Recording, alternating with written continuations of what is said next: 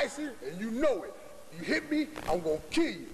I'm gonna kill you. What happens when a fearless gang leader challenges one of the toughest boxers in the world?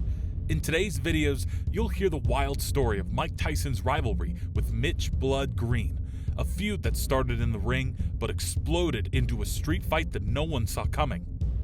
In 1986, a young, unstoppable Mike Tyson faced Mitch "Blood" Green in a boxing match that fans still talk about today. At this time, Tyson was known for his brutal power, speed, and ability to knock out opponents quickly. Tyson, who was only 19 years old, had already won 19 fights, most of them by knockouts in the first few rounds. His reputation made him seem almost unbeatable, and everyone was watching his rise to fame in the boxing world. On the other hand, Mitch Green was known as a tough street fighter with a background in gang life.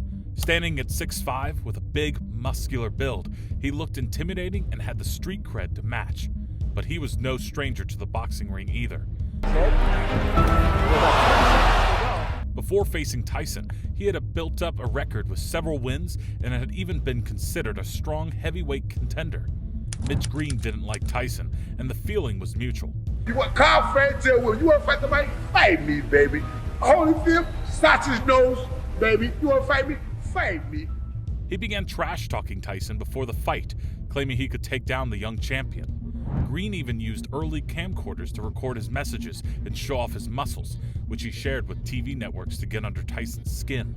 He's aggressive, right in front of his man. Now we see some hand. Looks like Green is off balance when he throws his punches. This trash talk got fans even more excited about the fight and got Tyson ready to prove he was the better man.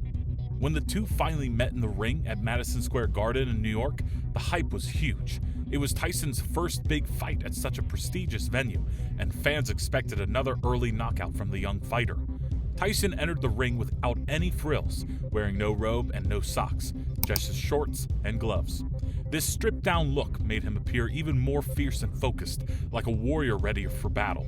Take your woman now. I'm making a date with Robin Givens, baby. Now what you going to do? Get mad at me, Tyson? You're horrible. On the other side, Green, who had done a lot of talking before the fight, suddenly looked less confident as he faced Tyson.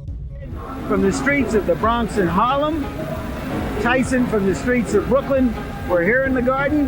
The old days, that's how they used to settle these neighborhood wars. From the very first round, it was clear that Tyson was the more skilled fighter.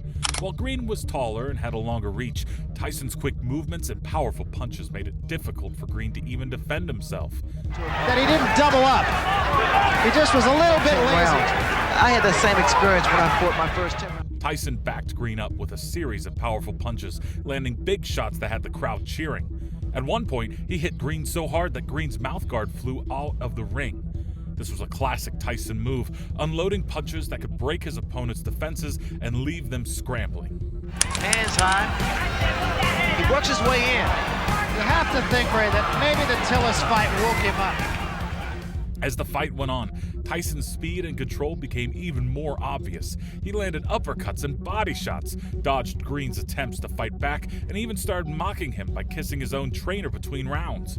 Tyson was in complete control, showing everyone that he was far more than just a big hitter. He was a real boxer with strategy and skill. And Mitch Green indicated that he was boxing to Tyson because Tyson's going straight ahead. By the later rounds, the fight was starting to look like a one-sided affair. Tyson was so confident that he didn't even try for a knockout, letting the fight go for the full 10 rounds, which was unusual for him. When the final bell rang, Tyson had won nearly every round. He didn't knock Green out, but he did punish him, and Green's pride was seriously hurt.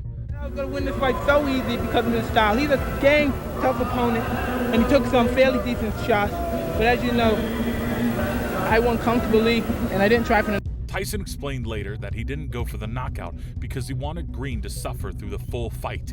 This was Tyson's way of teaching Green a lesson after all the trash talking he had done before the fight. In the end, Tyson won by a clear decision, showing once again why he was one of the most feared young boxers of his time. For Green, the loss was not only humiliating, but it also marked the beginning of a rough road ahead. He would return to the streets, never quite recovering from his defeat in the ring. Tyson, on the other hand, would go on to become one of the greatest boxers in history, continuing his climb to the top of the heavyweight division. 1988. 2 years after their boxing match, Mike Tyson and Mitch "Blood" Green met again. This time, it wasn't in a boxing ring with gloves and a referee. It was in the streets of New York City.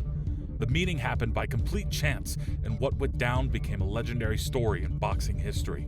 Mike Tyson, the heavyweight champion of the world, had gone to a clothing store in Harlem called Dapper Dan's. Tyson was there late at night, around 4 a.m., picking up a custom-made leather jacket. Dapper Dan's was a famous store for unique, high-end clothes, especially for celebrities, so Tyson had traveled across the city just to get his jacket. Mitch kept ranting and raving, and Mike stood up because he had made contact. And Mike said, "Look, do not play me close. In other words, back off. Don't get that close." He was trying to relax and pick up his new gear, not expecting any trouble. But Mitch Green, who was also from the streets of New York, got word that Tyson was nearby. Green, a former boxer and well-known gang member, still held a grudge against Tyson. Green believed he had been robbed in their fight 2 years earlier and thought he deserved a rematch. That night, he was high on angel dust, a street drug that makes people feel powerful but can also make them aggressive and out of control. Without thinking twice, Green stormed into the clothing store alone and demanded that Tyson face him right there. When he hit me, and I said I couldn't get a chance to get to him like I wanted to, because everybody was like pulling me, holding me, like so he could get away from me, so he could get away, and he ran from me. Green wanted Tyson to give him a rematch, or if not, hand over money. He was serious about it too. Tyson was no stranger to street fights and wasn't going to back down from a challenge. The two men exchanged some words, and things quickly heated up. Yeah, I remember seeing Mitch Green's eye after that. It was like, he broke his socket. Broke the eye socket, yeah. He broke his eye socket. Yeah. The eye socket. You gotta hit really hard to do something. Tyson, who was much younger and stronger, decided to settle things with his fists.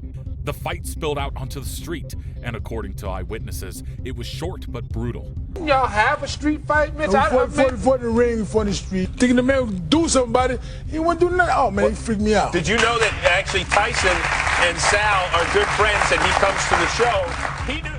The whole fight lasted maybe 15 or 20 seconds, but that was more than enough time for Tyson to do some serious damage. Tyson's punches hit Green hard and fast, breaking his nose and even shattering the bone around his eye. Green was left with a severely swollen face and injuries that would take weeks to heal. There's no video footage of the fight, only stories from witnesses who saw it happen. People who were there say it wasn't a fair fight, as Tyson, the heavyweight champion of the world, was able to overpower Green instantly. But Green claimed something else. He later said that Tyson sucker punched him or hit him unexpectedly and then tried to run away. Green even claimed he couldn't fight back properly because others held him back, but most people didn't believe this version of events. After the fight, Green didn't let the situation go. He wanted to use the street brawl as proof that he deserved a rematch, thinking it would get enough attention to put him back in the ring with Tyson. But his plan didn't work out. Boxing promoters had already grown tired of Green's behavior. He threatened famous promoter Don King, which damaged his reputation and cost him big opportunities. In the end, Mitch Green's attempt to earn another shot at Tyson through a street brawl didn't work. He never got a rematch, and Tyson went on to become one of the most famous heavyweight champions in history. Green, however, eventually retired from boxing and moved on, even finding faith later in life. The story of their street fight lives on as one of the wildest moments in Tyson's career, showing just how unpredictable and intense his journey in boxing was. After the street fight, Mitch Green tried to use the attention to get another fight with Mike Tyson, hoping for a big rematch. But his reputation for wild behavior, including making threats to the famous boxing promoter Don King, led him to being blacklisted in the boxing world. This meant Green was banned from serious fight opportunities, and promoters were no longer interested in working with him. Unable to secure the rematch, Green decided to take Tyson to court. He sued Tyson for $20 million, claiming that his injuries from their fight were severe. Even though Green didn't win the huge amount he wanted, the judge awarded him $45,000 in damages, close to the money Green had made from fighting Tyson in the boxing ring years before. After that, Green's boxing career faded. He didn't fight much and wasn't in top shape anymore. Eventually, he left boxing for good. Today, Mitch Green has found a new path in life, putting his energy into Christianity. Although he sometimes jokes about his old rivalry with Tyson, both men have mostly left it in the past.